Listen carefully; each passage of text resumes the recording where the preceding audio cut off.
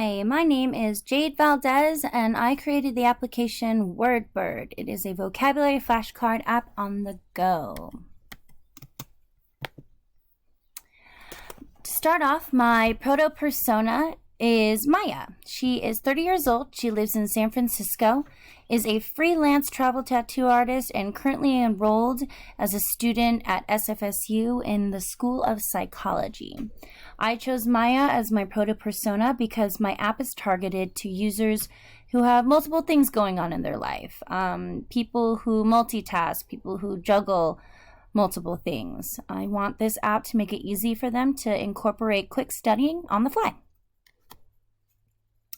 Some of Maya's behaviors is she's constantly traveling for work, and with work, she is learning new languages when she travels, and it is very crucial for her to communicate correctly in her profession, especially as a tattoo artist. She also attends school online for psychology, where we all know that online school has definitely more vocabulary, more reading involved. Maya also likes to study with the little windows of time she has between work, school, and travel. And like most people who take advantage of their little windows of time, she wants to stay focused and make them efficient use of time, of her time.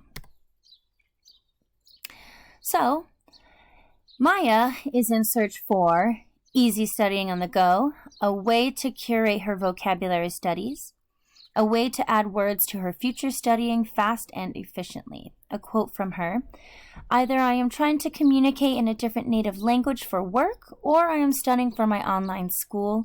I am continuously having to add more words to my repertoire." Some challenges in quotes from Maya. Since COVID hit, I was forced to take my psychology class online. Online classes have a lot more reading material and vocabulary quizzes that I have to continuously study for.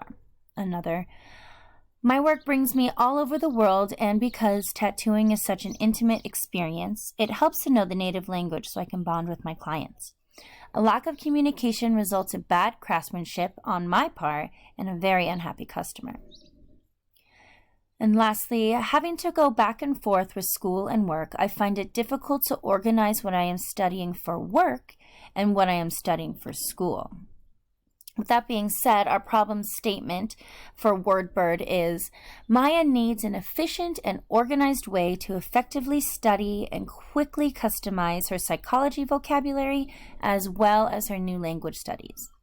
We will know this to be true when her grades are continuously up and her rapport through communication with her clients is at an all-time high. So I took that proto-persona and I sketched up some wireframes and prototypes and created a very low fidelity prototype and implemented usability testing. During my usability testing, I asked 3 users to accomplish 4 tasks. The 4 tasks were create an account and understand the admin area, as well as the onboarding screen, create a new deck, study a previously made deck, and lastly, edit a card in a previously made deck.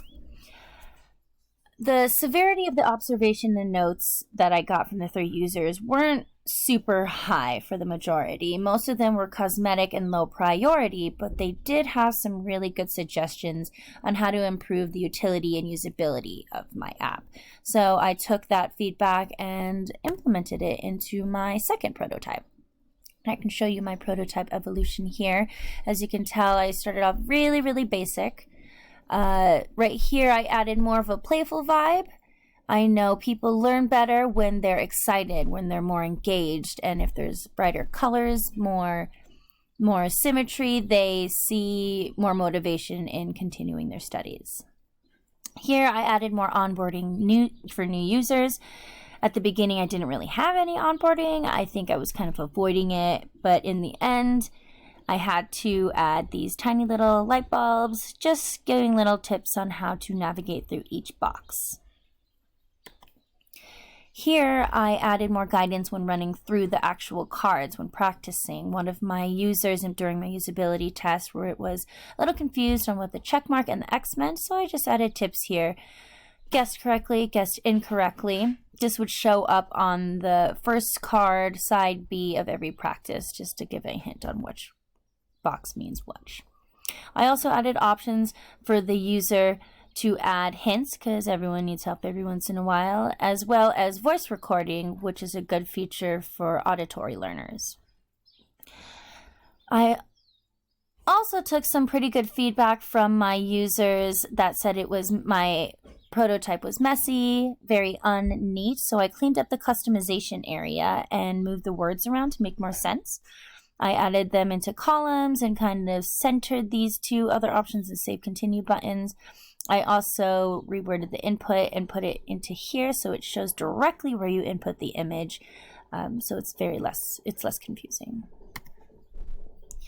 Along with the neatness of my app, I changed the writing of most of my slides to create more of a space in the application, less of a hectic feeling. Even though it is the same information, it is definitely more digestible when it is smaller font. And I will be testing that out in my usability as well, in my next usability test. Another one of my users mentioned that my congrats page at the end of each practice didn't seem very congratulations.